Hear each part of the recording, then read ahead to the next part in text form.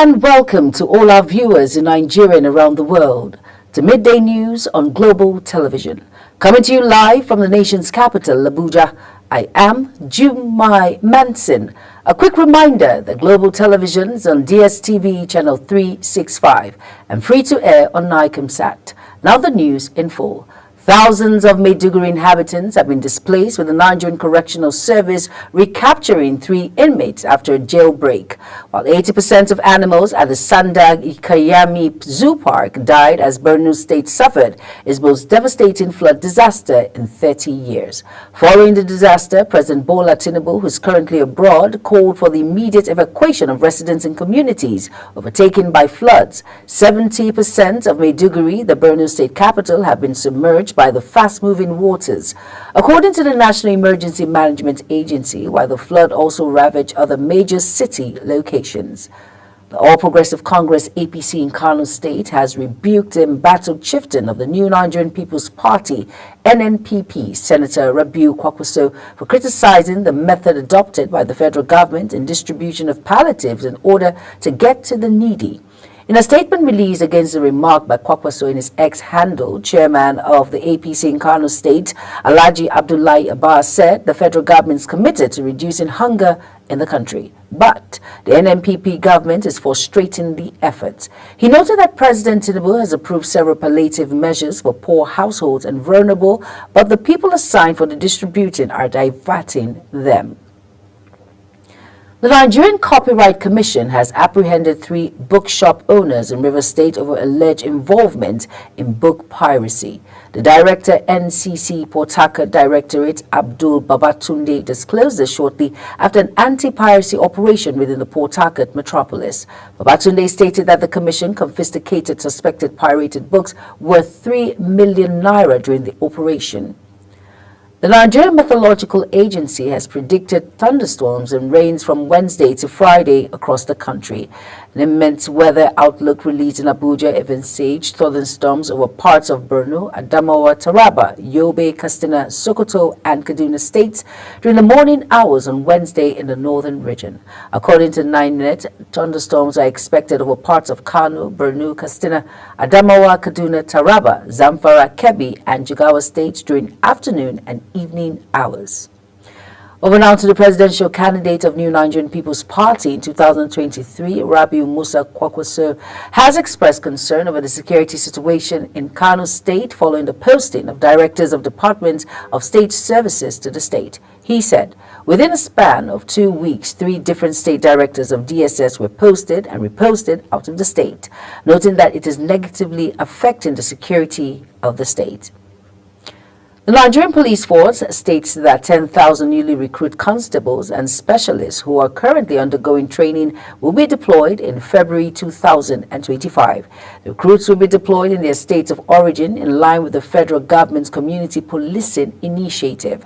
Following the recruitment exercise, the Police Service Commission in June released a list of 10,000 successful applicants for employment. The National Industrial Court has ordered the payment of 629 million naira to an employee of the Nigerian National Petroleum Corporation over unjust termination of appointment by the management in 2018. The presiding judge of the Port Harcourt Judicial Division, Justice Fatuna Kola Olalere, ruled that the dismissal of the complainant, Dr. Williams from NNPC, was wrong, as it did not follow relevant labor laws. This was disclosed on the official website of the National Industrial Court. The House of Representatives has directed the Joint Admission and Matriculation Board to transfer 3.602 billion naira to the federal government's Consolidated Revenue Fund within 30 days. The directive was issued by the chairman of the Public Account Committee, Rep. Bamidele Salam, during an investigative hearing in Abuja. The order followed a demand from the Fiscal Responsibility Commission, which accused JAM of failing to remit its full operation surplus to the federal government. The Federal High Court sitting in Lagos has launched an online portal for the public to procure affidavits from the court. Report says the innovation introduced by the court's Chief Judge Justice John Soho brings court in line with digital global best practices. And now to the National Drug Law Enforcement Agency had disclosed that at least 20 aspirants in the forthcoming Kano State local government election have tested positive for multiple drugs. This development, part of a crackdown on drug use among candidates, has raised concerns about the integrity of the upcoming elections. The NDLEA commander in Kano, Abubakar Ahmed, confirmed to Daily Trust that the aspirants, all from the ruling New Nigerian People's Party, tested positive for substances including opium, cocaine, THC, the active ingredient in cannabis, and nicotine. The Rivers State Governor, Siminalayi Fubara, has admonished traditional rulers not to use their privileged positions to victimize their opponents and those who did not support them during the process of ascension to their ancestral throne. Fubara said the monarchs should rather see themselves as fathers and kings to all without prejudice.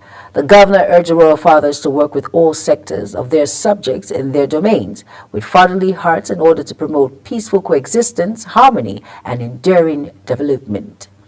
And now in another development, the recent flood that ravaged some communities in Kafanchan and some other villages in Jama'a local government area of Kaduna State has been reported to have swept away 2 children and displaced over 1,000 citizens.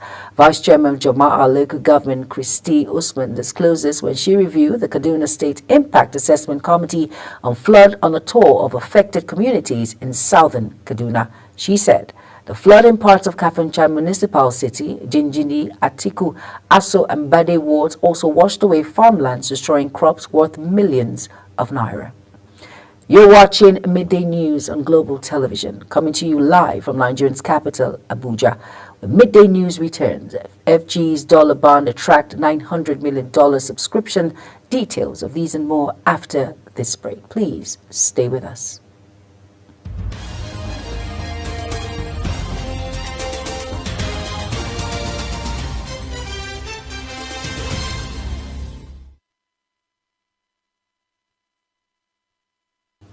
You're welcome back, and if you're just tuning in, this is Global Television, bringing you live broadcasts of Midday News. Thank you for staying with us. On our business desk now, Nigeria's first ever foreign currency domestic bond has secured $900 million in subscriptions. The Minister of Finance and Coordinating Minister of the Economy, Wale Edun, revealed this while discussing the results of risk-bound insurance. He noted that the oversubscription reflects investor confidence in Nigeria's economic stability and potential for growth. Edun explained that the successful insurance of the domestic dollar bond marks a significant step in the government's effort to deepen economic growth and promote financial inclusion. Nigeria's crude oil producing increased from 1.307 million barrels per day in July to 1.352 million barrels per day in August. According to the organization, the petroleum exporting countries in its September monthly oil report, OPEC, reported that the average daily crude production rose marginally by 45,000 barrels per day, based on information obtained through direct communication with the Nigerian government. The chairman of the House of Representatives Committee on Safety Standards and Regulations, Suleiman Gumi, has told operators in the power sector that Nigeria would not compromise public safety for any reason. The lawmaker stated this at the Nigeria Electricity Supply Industry Safety Conference at the National Assembly Complex, Abuja. This is just as the lawmaker lamented that despite efforts being made by the federal government to address safety standards, the problem, he says, persists. Nigeria's telecom sector risks shutdown as about 800 workers from the Private Telecommunications and Communications Senior Staff Association have embarked on a strike, threatening to cripple services nationwide. The union, largely contact staffs, warned of massive disruption of telecom operations if its demands were not met, as this would leave millions of subscribers to face a potential communication blackout. The strike began on Monday, and the union's demand include, among other things, reinstatement of some of its sacked workers, recognition of the union, improved working conditions, and remittance of membership dues. The Nigerian Deposit Insurance Corporation, the Central Bank of Nigeria, the Bank of Industry, and some financial institutions will be discussing the impact of the current recapitalization on the real sector at the 2024 Finance Correspondents Association of Nigerian Conference. A statement by the organization noted that the event would address Nigerians' ambitious goal of achieving $1 trillion economy. In entertainment now, popular American actor James Earl Jones, who was renowned for giving the Star Wars supervillain Darth Vader his distinctive gravelly voice, is dead. Jones died early on Monday morning, surrounded by his family. Aged 93, Jones starred in dozens of films, including Field of Dreams, Coming to America, Conan the Barbarian, and The Lion King.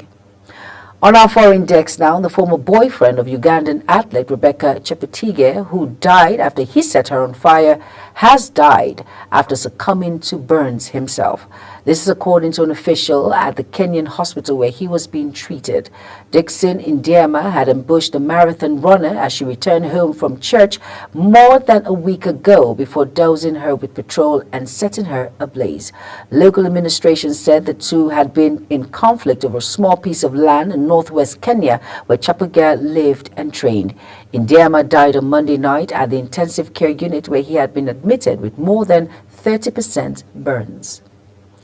Russian officials say they have shot down 144 Ukrainian drones around the country overnight in a wave of attack that have killed one woman, set residential buildings on fire, and grounded flights in Moscow. The governor of Moscow, Andrei Voroboy, said several flats in two high-rise apartment buildings in Ramaskei in Moscow region were set on fire. Voroboy said a 46-year-old woman died and 3 people were injured in Ramaskei, while 43 people were evacuated to temporary accommodation center. At least 40 people have been killed in southern Gaza and dozens more injured in Israel's strikes on designation humanitarian zone. The Israeli military said its aircraft attacked an operation center in Khan Yunis belonging to Hamas fighters and had taken steps to mitigate risk of harming citizens. Local residents said 3 strikes targeted tents housing displaced people in the humanitarian zone of Al-Mawazi, west of the city of Khan Yunis, causing 7-meter deep craters. In sports now, Technical Director of Nigerian Football Federation Austin Eguavoen has denied stepping down as the interim coach of the Super Eagles after the 2024 AFCON qualifiers against the Benin Republic and Rwanda. Eguavoen was appointed by the NFF to take charge of the 2 games following the inability of the federation to secure the services of German coach Bruno Labbadia over the call in stringent German tax laws. Eguavoen was said to have stepped down as interim coach, but the Grapher has denied the reports ahead of next month's AFCON qualifier doubleheader against Libya.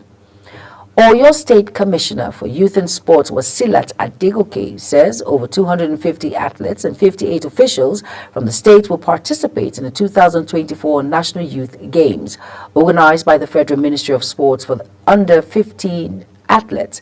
The under 15 athletes were drawn from the 36 states of the Federation and the Federal Capital Territory, Abuja.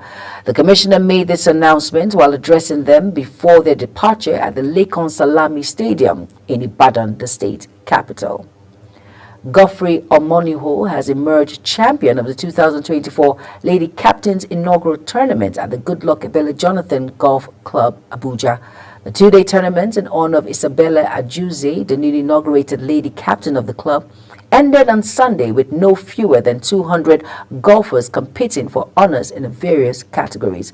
Omoniho playing off handicap 9 and returning a gross score of 73 and 64 net over 18 holes notched the event's highest prize. Real Madrid star Rodrygo says Brazil need Neymar if they are to chase a record 6 World Cup in 2026. The 23-year-old, who scored a first-half goal to help Brazil beat Ecuador 1-0 on Friday and step up their 3-match losing streak in Cannibal, qualifying for the 2006 World Cup, said Neymar is key to Brazil's success. And that's it on Midday News, and it came to you live from Nigeria's capital, Abuja. Remember, we are on DSTV channel 365, Star Times channel 276, and free to air. Kindly follow us across all social media platforms by using at Global TV NG and other handles now showing on your screen. I am Jumai Manson. Thank you for watching. Good afternoon.